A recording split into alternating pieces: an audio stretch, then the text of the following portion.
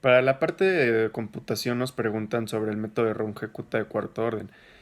Para empezar, sabemos que es muy útil ya que resuelve ecuaciones diferenciales, las cuales son de las que estamos ocupando para resolver el reto y obviamente al programarlo el resultado es más rápido, se obtiene más sencillo y además podemos obtener gráficas en las cuales nos dice que la posición se está moviendo ya que pues, está en movimiento y la velocidad sube un poco y luego también vuelve a bajar.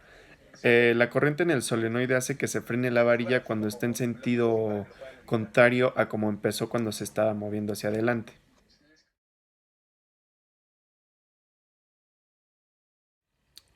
Esta es la segunda parte del reto. La pregunta de indica las variables involucradas para diseñar este tren. En realidad, las variables para este diseño son varias, ya que intervienen variables tanto de diseño como físicas. Y pongamos un ejemplo para entrar más en contexto y tener una respuesta más clara.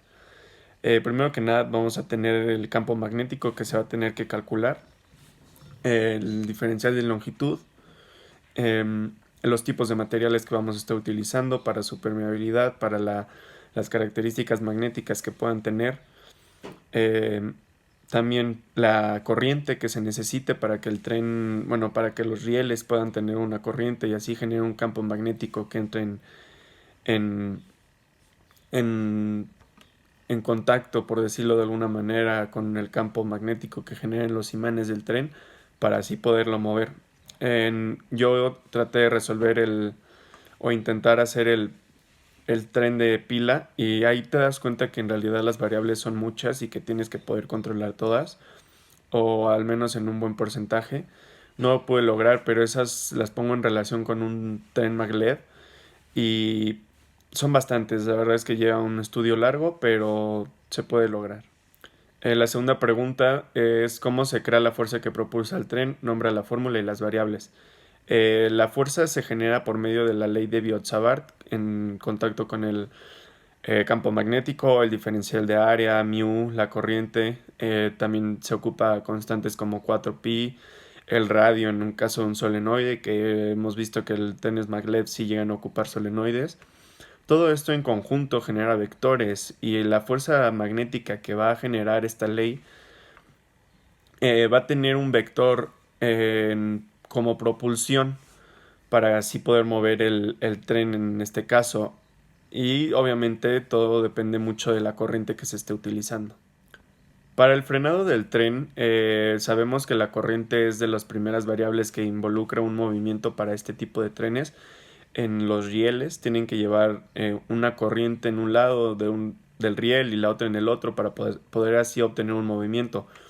Cuando se necesite frenar no se puede parar de jalón toda la corriente, ya que ocasionaría un frenado casi en seco y generaría fricción con los rieles. Y bueno, para, para hacer algo mejor y que no sea tan en seco, se ocupa, o más bien se haría un cambio de corrientes entre los rieles para que así la fuerza magnética, en lugar de ir, no sé, en dirección norte, refiriéndonos hacia una dirección de la trayectoria que esté siguiendo el tren, ahora está para el otro lado y así las fuerzas se vean viendo disminuidas y cuando se necesite entrar en reposo, ahora sí se cancelan las corrientes para así evitar que se mueva el tren. Una vez que necesitemos movernos hacia adelante otra vez, volvemos a la primer corriente que se utilizó para que las fuerzas magnéticas y todas las variables que lo conlleva apoyen hacia el movimiento de este.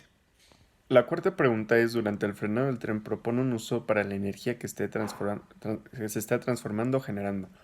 Bueno, al frenado, como lo mencionamos anteriormente, se ocupa un cambio de corriente en los rieles, corriente que va a ser utilizada para un frenado y así obtener una aceleración negativa para que el tren pueda estarse frenando. También se libera energía, energía que puede almacenar el tren para mantener un uso dentro de este como luces, cargadores, entre otras cosas. Para nuestra última pregunta que es, indica qué material en base a su permeabilidad magnética utilizarás para el sistema de rieles.